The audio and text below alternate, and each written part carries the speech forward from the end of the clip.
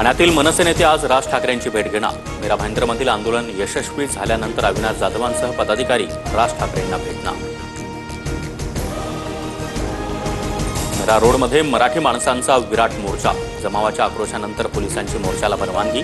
मनसे ठाकरेंची शिवसेना मराठी एकीकरण समितीचा सहभाग।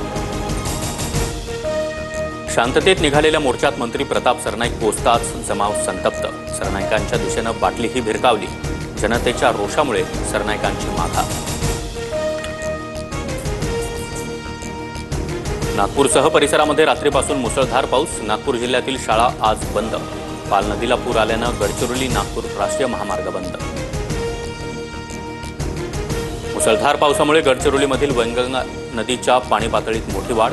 या भागात पूर परिस्थिती निर्माण होण्याची शक्यता। रात्री पुराच्या पाण्यामध्ये अडकलेल्या 2 बसची सुटका।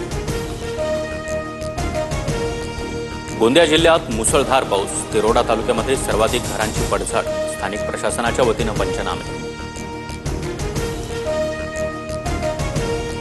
आमदार सुरेश धस यांच्या मुलाच्या गाडीची दुचाकीला धडक। अपघातामध्ये दुचाकी स्वार नितीन शेळकेंचा मृत्यू। सागर धस विरोधात गुन्हा दाखल। गाडी सुरेश धसांच्या मालकीची। सरन्यायाधीश भूषण गवईंचा महाराष्ट्र विधिमंडळातर्फे सत्कार। संविधान रक्तहीन क्रांती निर्माण करण्याचं साधन। सोहळ्यामध्ये गवईंचं वक्तव्य। न्यायदानामध्ये तटस्थपणाची ग्वाही। भूषण गवई सुप्रीम